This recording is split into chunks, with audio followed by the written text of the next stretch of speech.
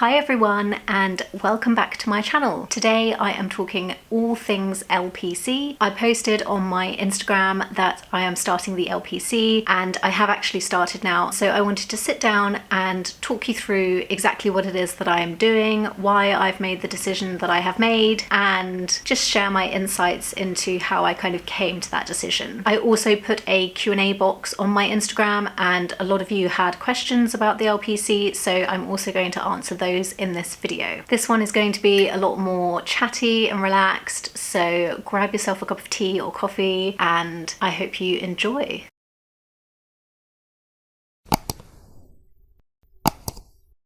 As most of you probably know by now, I don't have a training contract secured, so it is a completely personal decision to start the LPC. It is something that I have been considering since I graduated from university back in 2020. It just became much more of an opportunity in recent months, so I took that opportunity and here we are. I will be studying with the University of Law. I am doing the online part-time course, so it's around 2 years, kind of just under, so I started in January 2022, which is now, and then I finish in October 2023. I am incredibly lucky in that the company that I currently work at are sponsoring me to do the LPC, effectively meaning they're paying the full course fees, and I will be working full-time alongside the LPC, so I'm not dropping any work days or anything. This is something that I approached them with and had a bit of a proposal put forward. They already knew that I was clearly interested in continuing to develop towards qualification, and there was just an opportune moment, which I will go into detail later on in the video as to kind of how I approached that. Basically, the opportunity arose, I submitted a proposal, and I was lucky enough that it was accepted. That was actually a huge deciding factor for me in starting the LPC. Personally, I couldn't really afford to have paid for it myself. I didn't really want to take out another student loan, and I think being a career changer and mature student anyway,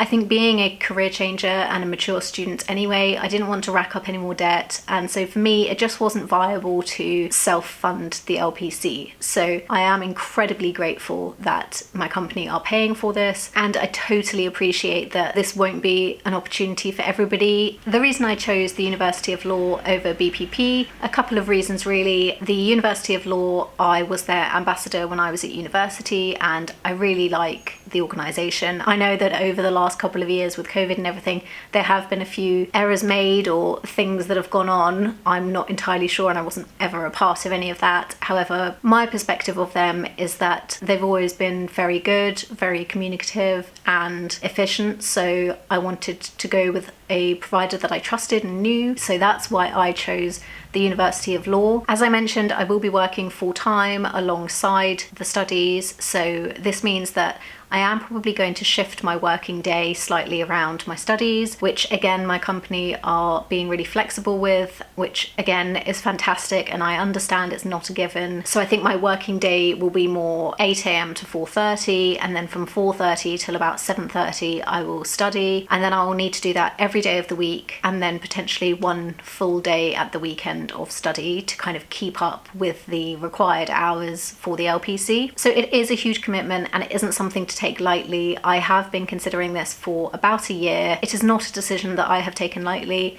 and I don't advise anybody else to. It is a really big commitment. I don't want either to be jeopardized. I don't want my work to fall short, and I also don't want to be able to not keep up with the demands of the course. So it is something that I know I'm going to have to invest a lot of time and energy into, but it is something which I am committed to and really wanted to do. Hopefully that covers kind of what I'm doing, where I'm doing it, the reasons I'm doing it, and all of the kind of basic stuff. Now moving on to the questions that I got over on Instagram. One of the main ones was why I'm doing the LPC over the SQE. I totally understand what the SQE is trying to achieve, and I'm completely here for it. I'm a career changer. I don't come from a normal academic, traditional legal background. I'm not kind of set up and primed for this industry. I totally agree with them trying to make it more diverse and opening doors to other people and more people. However, there are a couple of fundamental points which makes me not want to do the SQE over the LPC, and which is why I have predominantly chosen the LPC. Reason number one has to to be that the LPC is tried and tested, and for someone who doesn't have a training contract secured, I wanted to continue along the traditional route as much as I could, so that if I ever were to kind of get a training contract or something, then it would at least be recognised and I wouldn't be part of like the first or second cohort of the SQE. That's again completely personal preference, and again I'm fortunate enough to be in a position where I can decide due to having the funding, I guess. So for me, I would rather go with something which I know is tried and tested, the criteria is kind of well established, and that I knew how to kind of benchmark myself, I guess. So that's the first reason. The second reason, the SQE super exam absolutely terrifies me. Examinations are not for me, and I don't think they're for a lot of people. They are for people who are really good at taking exams, but that's not the reality of life. I'm definitely much more of an application type of person, so the thought of a like 8-hour super exam multiple choice question paper does not sit well with me. I know that I would not perform my best, and it's just a complete memory game in my opinion. Maybe controversial to say, but I know myself and I know that I'm much better at the practical kind of assessments. Again, the LPC suits my style more. And I know on the LPC there are multiple choice questions as well, but it's not as intense and it's not in that one huge sitting where you're expected to know absolutely everything in one go. My third reason, and probably the most controversial one that I'm going to say, is that I don't find the SQE really solves the problem of being able to qualify outside of a law firm efficiently. I completely understand what it's trying to achieve, as I have said. However, I think it's missing a mark. The fact that you can rack up your work experience and have it signed off by the SRA, it doesn't provide you with that supervision that I fundamentally believe you do need. From working in-house, I am completely alone. There is no legal team, there are no lawyers, and I wish that I had a supervisor or somebody above me that I could check my work, ask questions, and make sure that I am kind of doing the right thing and being a good lawyer. Qualifying as a lawyer is a huge deal, and I believe you should have the supervision and the training and the seniority above you to guide you into being a good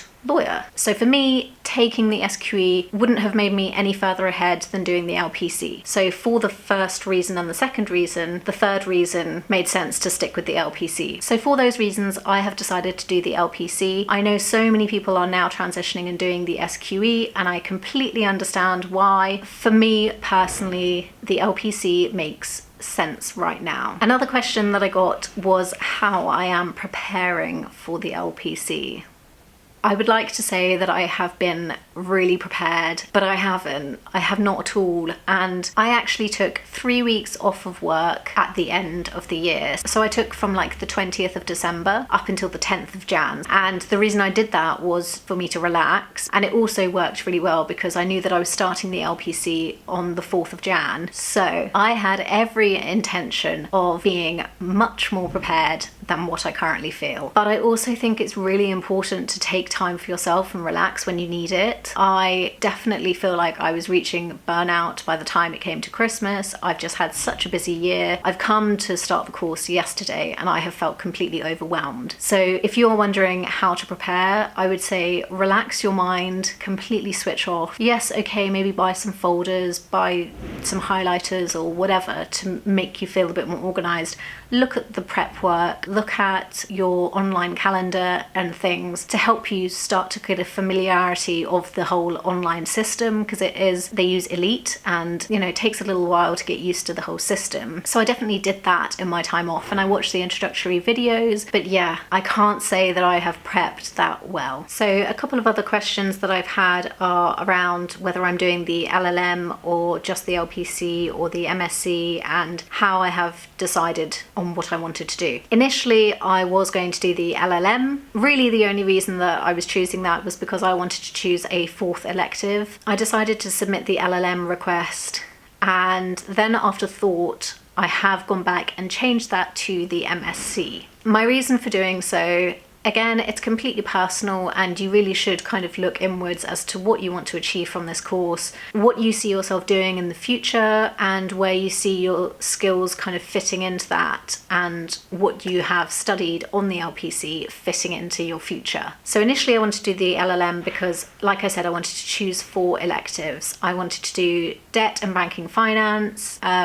mergers and acquisitions, commercial law, and intellectual property. I've realised, especially since working in-house, I think an MSc would be more appropriate for working in a company, really understanding how the business operates and management and all of those kind of things. I think would be more beneficial to me than it would to do an extra elective. Definitely was a difficult decision for me, especially because I don't have a training contract lined up and I don't know what my future holds in regards to the whole qualifying and how I'm going to get there. It definitely was something that took some time for me to figure out what the best option was. I think it is something that, again, you should really think about, and it's not something that you should just be like, oh yeah, okay, I'll do that, that looks good. You really need to understand what you want from this, where you see yourself going in the future, and then aligning the two.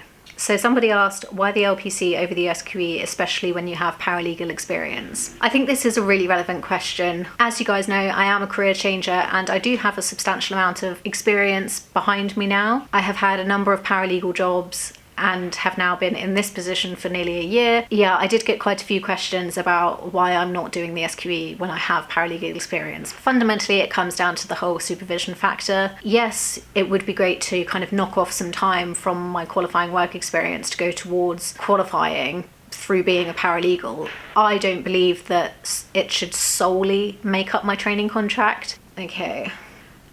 Somebody has asked, is it worth doing the LPC for foreign lawyers? Unfortunately, I have no idea about that. I would recommend going on the University of Law website or the BPP website, maybe speaking to one of those, or even speaking to somebody at a law firm and seeing if it is beneficial for lawyers in other countries to be doing the LPC. Someone asked if I'm doing it online or in person, so I'm doing it online, although I have, all of my books are up here. So I did request to have the books delivered as well, as I am definitely more of like a paper visual learner. So I knew for me, I would like to have both. So all of the content is completely online if you want to be paper free. I just know that I study better with things on paper. So I requested the books as well. And the last one is how to study/organize notes.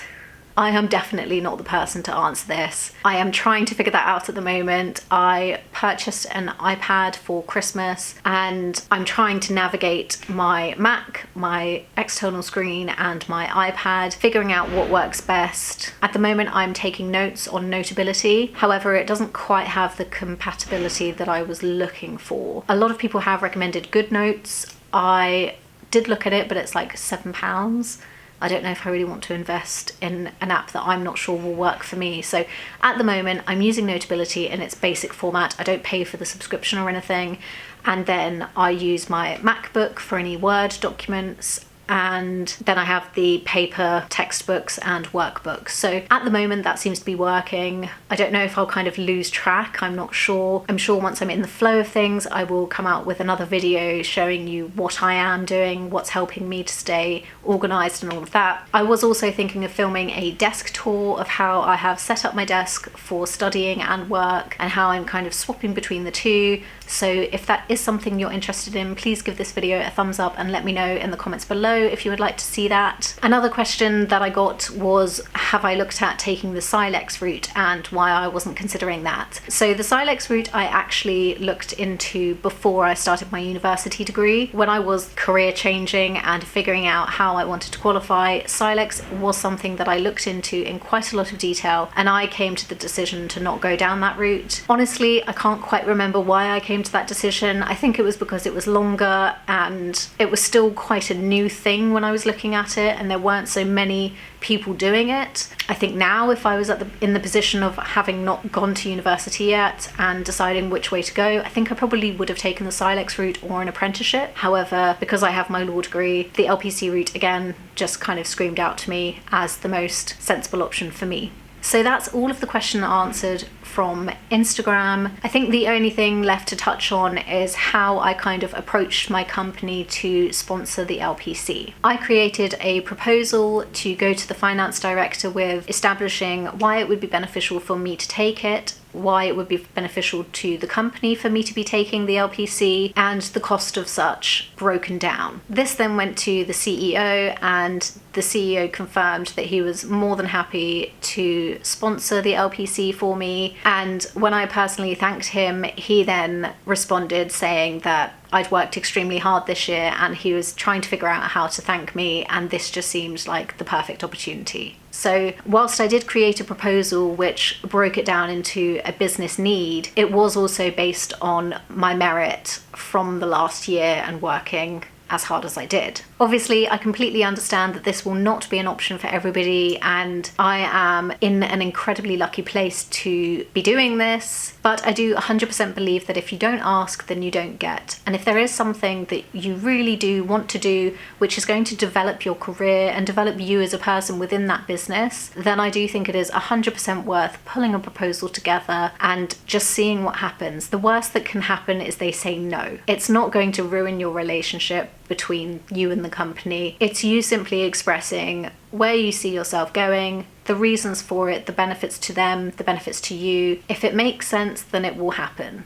I think I've covered everything. If I haven't, then let me know any of your questions in the comments down below. I will be sure to answer anything else that you are wondering about. I am sure that I will be filming much more LPC content going forwards, kind of just taking you along the ride with me.